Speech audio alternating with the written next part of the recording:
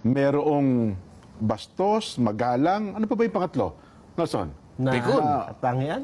Pikon. Oo, mainitin ulo. Mainit ulo. May napikon eh. Oo. Oo nga. Oo. May uminit ang ulo eh, mga ganyan. Meron naman Pag pikon ka, mainit ang ulo mo eh.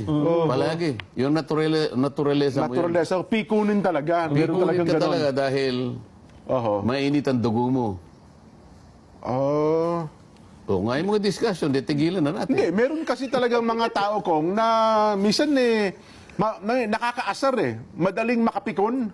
Di ba? Pinuprovoke kasi yung tao. Meron talagang pikon. Namimikon. Iba naman yun, ikaw nang naaasar eh. Ang sinasabi natin, yung naging kaganapan na maraming pagdinig, madidescribe mo sa iba't ibang mga katangian, yung mga tao na naging bida at kontrabida doon sa mga pagdinig na yun. Di ba? So tatlo yun. Bastos, magalang, pikon. Ano yung pang-apat kong? Ano yung sinabi mo? Bastos, magalang, at pikon. Yung high blood. High blood. Iba yung pikon at saka high blood. Magpinsang buo yun eh. High blood, sabi sa Kapampangan po kasi high blood po tawag.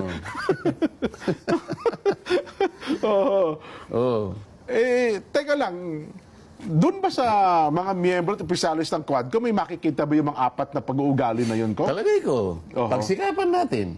O sige nga po, Si unahin Nelson natin dyan yung... magaling. Nelson, ikaw. I-analyze natin, no? I-analyze.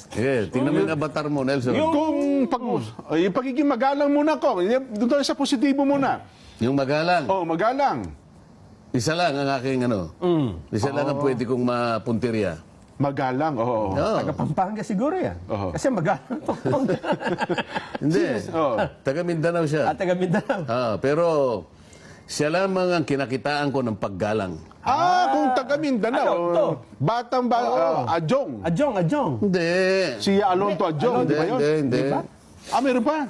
Hindi. Pangulo Duterte. Yun. Si Pangulo Duterte. Bakit ka mo? Nakita mo ba sa bawat tanong sa kanya? Okay. Sir, kanya. Madam, sabi niya. Hindi na alis sa kanya yung mga salita na yun. Kahit na buwisit na siya. Kahit na pwede niya nang balibagin ng microphone yung isa. Pero sinasabi pa rin niya, Sir, pasensya na po kayo, Your Honor. Tapos nung kamuntik nang magbalibag, alam mo ginawa niya? Pasensya na po kayo. Ayun nga. Meron ba sa kanila humingi ng pasensya, Jen? Parang wala ako sa kabuuan ng 14 na oras, wala akong maalala. Diyan mo makikita kung ano ang pagkatao ng dating Pangulo. Kaya kung ang pinag-uusapan natin, mga katangian, kaugalian na nakita natin mismo, ugaling Pilipino, kung ang pinag-uusapan ay yung paggalang, ito'y nakita ko sa katauhan ng dating Pangulong Duterte. Ganun ba? Ikaw ay nasa very stressful, nakaupo. 13, 14 na oras. Ihilang ang pahinga. Pinagtulong-tulungan. Pero magalang pa rin. Pinipinta pa meron pa nga isang tanong eh. Nakalimutan ko siya, nagtatanong na yun eh. Bakit po ang dami pong napatay. Ang dami po niyong inutusan na pumatay. Ang dami po nakalista na talaga pong napatay. Bakit po? Ba't wala man pong kahit isa na kaso na naipay laban po sa inyo, Mr. President? Ayun na nga. Alam mo yung sagot niya? Nakaganon pa yung kamay niya. Ewan ko po sa inyo, sir. Kayo po dapat sumagot ng tanong niyo. Isip-isipin mo yung napaka-impertinenting tanong na yun. Impertinente yung tanong na yun eh. Sa hukuman. Pero nakuha pa niyang, ewan ko sa iyo, sir. Kayo na po makakasagot. Kayo lang po makakasagot niya. Namumupo pa siya. Napansin niyo ba? Opo. Samantalang ipinipinta nila sa isip ng tao kung ang dating Pangulo ay palamura, di ba? Ay nakita na natin kumbaga sa sine. Kumbaga sa Netflix na series din.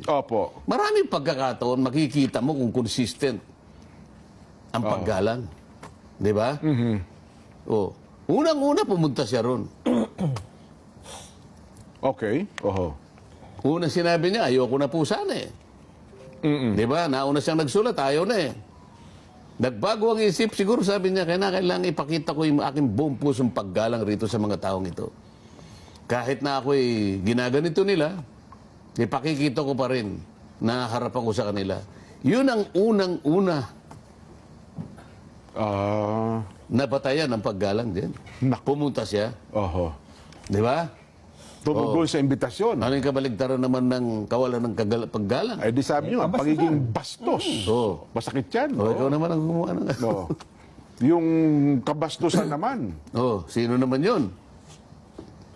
Nako, sino nga bang matuturing nating medyo may kabastusan doon? Ikaw, Nelson, baka may maalala ka. Parang yung, siyempre, halimbawa, may matanda, di ba? Kausap mo matanda, dapat medyo magalang ka, di ba? Oo. So marami doon dyan eh. Kausap nila si dating Pangulong Duterte. Pero hindi dapat, di ba? Bilang una, dating Pangulo, at meron ding katandaan siya, dapat magalang mong kakausapin. Eh,